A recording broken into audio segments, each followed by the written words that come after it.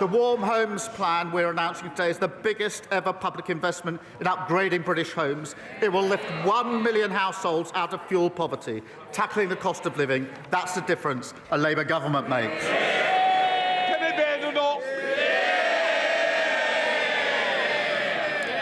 Mr. Speaker, can I welcome the Prime Minister following our lead on children accessing social media? In particular, can I thank the Shadow Education Secretary, 61 Labour MPs and the Greater Manchester Mayor for forcing him to think again. Mr. Speaker, the Prime Minister and I agree. The future of Greenland should only be decided by the people of Greenland. When the Prime Minister made this point to President Trump on Monday, did the President agree or disagree? Prime Minister. Well, Mr. Speaker, engaging constructively on international security matters hugely, particularly when it comes to security in the Arctic, and that's the context in which this discussion is going on in relation to Greenland. As we engage constructively, I have made my position clear on our principles and values. The first of those is that the future of Greenland is for the people of Greenland and the Kingdom of Denmark alone. The second is that threats of tariffs to pressurise allies are completely wrong. Mr. Speaker, we will continue to engage constructively. I've had many international calls in recent days, and the Prime Minister of Denmark is coming to the United Kingdom tomorrow for bilateral talks. But I do want to be clear with the House. I will not yield, Britain will not yield on our principles and values about the future of Greenland under threats of tariffs. And that is my clear position. Kemi Badenoch. Mr. Speaker, I'm very glad to hear the Prime Minister say that. We all know that the people of Greenland do not want to be ruled by America. But does he agree that just as those in Greenland should decide their own future, so should the Chagosians? Mr. Speaker, I've made out my position on Greenland absolutely clear on Monday and a moment ago. President Trump deployed words on Chagos yesterday that were different to his previous words of welcome and support when I met him in the White House. He deployed those words yesterday for the express purpose of putting pressure on me and Britain in relation to my values and principles on the future of Greenland. Mr. Speaker, he wants me to yield on my position, and I'm not going to do so. Given that that was his express purpose, I'm surprised the Leader of the Opposition has jumped on the bandwagon. I had understood her position. Mr. Speaker, I had understood her position to be that she supported the government's position on the future of Greenland. Now she appears to support words by President Trump to undermine the government's position on the future of Greenland. She's chosen naked opportunism over the national interest. Mr. Speaker, we'll note that when I asked him what the President told him, he couldn't tell us. Now he expects us to believe he knows what's going on in President Trump's mind. Let me remind him, his Deputy Prime Minister, then Foreign Secretary, used to say that if President Trump didn't like the deal, it wouldn't go ahead. And let's look at what President Trump actually said.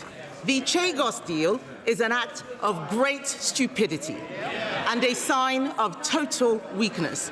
We didn't need President Trump to tell us that. We've been saying this for 12 months.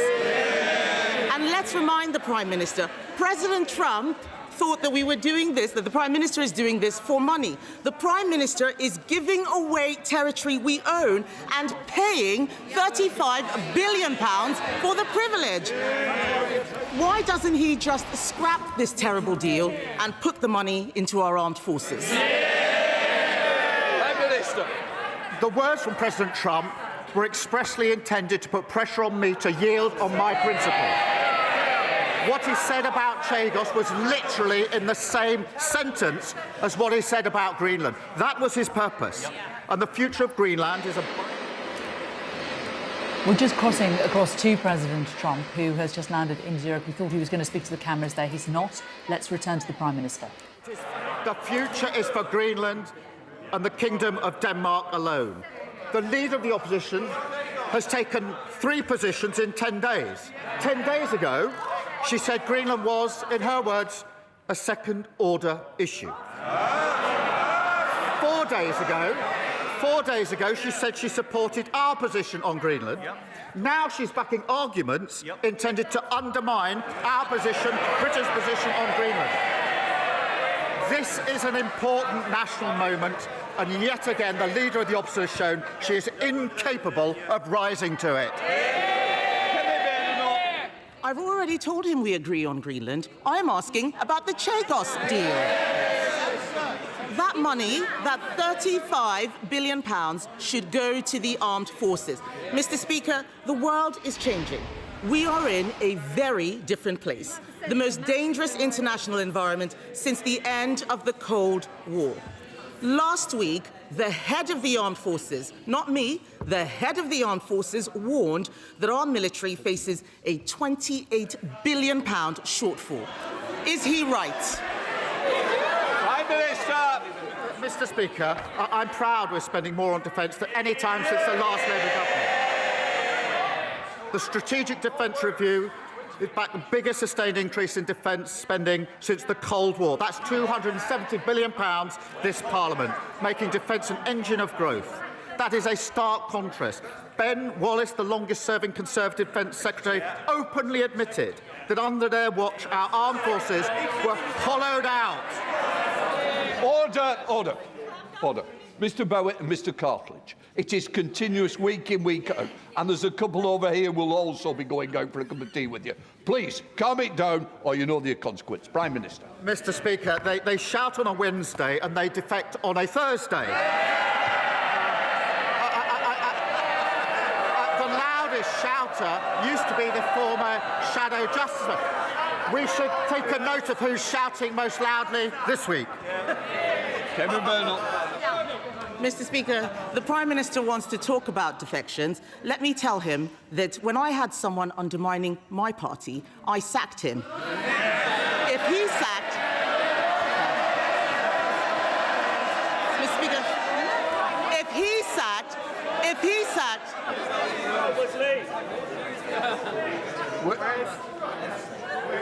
We're going to get through this Prime Minister's questions. I want to hear the Leader of the Opposition and I want to hear the Prime Minister. Those who don't may leave the chamber. Kemi Badenoch. Mr. Speaker, we all know that if he sacked everyone undermining his party, his front bench would be empty. But these questions I'm asking, jokes aside, these questions are about our national interest. We support our armed forces in every possible way. Later today, my party will vote to protect our veterans from unfair prosecution. He is ordering his MPs to vote against them. In our national interest, and for the sake of all the brave people in the armed forces, past, present and future, will the Prime Minister do the right thing and vote in support of our veterans, not against them? Mr. Speaker, she's claiming strength. She read the guy's defection letter and then at that point decided to sack him. What was she going to do? Correct the typos and give it back to him?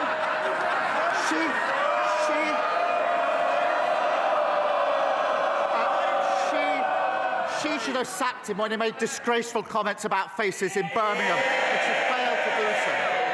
And she smiled, saying it's a good thing she's cleared out, a good thing there's fewer Tory MPs. The rest of the country agrees with her completely in relation to that. On the question of veterans' protection, under the last government, they passed legislation which was struck down, leaving our veterans utterly exposed. We're putting in place proper measures to protect them. Mr. Speaker, the Prime Minister wants to talk about leadership. 3 of his own cabinet ministers 3 of his own cabinet ministers told the Times on Saturday that he needed to learn from me. Order! I'll tell you now, I'm having no more. Do we understand each other? Thank you. Kemi Badenoch. Thank you, Mr. Speaker. But back to the national interest. Instead of acting in it, Mr. Speaker, the Prime Minister just tries to get through the day. On the Chinese spy hub embassy, he's too weak. On Chagos, he's too weak. On funding for the armed forces, he's too weak. On protecting our veterans from prosecution, he's too weak. Yes. Mr. Speaker, I will support the Prime Minister when he does the right thing. But time after time, this Prime Minister has done the wrong thing for our country. Isn't the truth that he is too weak to stand up for our national interests? Prime Minister. Mr. Speaker, I've spent the week working with our NATO allies to protect our national security and ensure we have unity in NATO. That's a matter of national importance. She's utterly failed to rise to the occasion and show the solidarity she could have shown in this House. She spent the week trying to hold together what's left of the Tory party. And she says I should learn from her. She has no judgment. Only a week ago, she was saying in relation to Greenland, she shrugged and said it's some second-order issue. Terrible judgment. Then she flip-flopped with 3 different positions in 10 days on Greenland. She said Liz Truss's mini-budget was 100% right. She said last week she was 100% confident there'll be no more defections just before the latest defection. I'm beginning to think her judgment isn't 100% reliable. Thank you, Mr. Speaker. NHS waiting lists in Birmingham are down by almost a quarter under Labour and still falling. That's more than 28,000 people no longer stuck waiting for essential treatment. Yes, there are challenges still, but they are being addressed and progress is being made. Does he agree that this progress must be sustained, including by reducing ambulance waiting times? Minister. I'm pleased to confirm, Mr. Speaker, that last week saw the second biggest fall in NHS waiting times for 15 years. Waiting lists down by more than 300,000, recruitment of GPs an extra 2,900, and ambulances are arriving nearly 15 minutes faster this winter than they were last year. There is much more to do. That's why we're delivering the biggest upgrade to our ambulance fleet for many years. That progress has been made possible by Labour's decisions that were opposed by the parties opposite.